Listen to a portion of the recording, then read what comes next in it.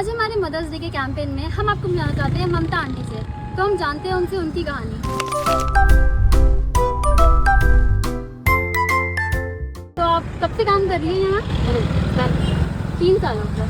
Aunty, आप एक बात जानती होंगी कि हमेशा ये कहा जाता है ना कि एक माँ ही अपने बच्चों की पहली डॉक्टर, पहली शिक्षक होती है।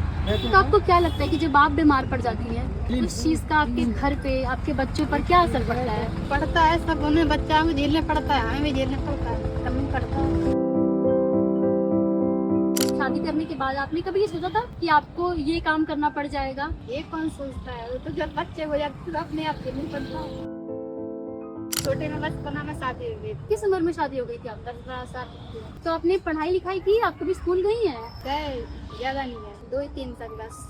तो अपने बच्चों को लेकर क्या सपना देखती हैं? क्या आप अपने बच्चों को कुछ बनाना चाहती हैं? जो वो कर पाए वही तो बनाना चाहिए, हमारे हाथ की थोड़ी है।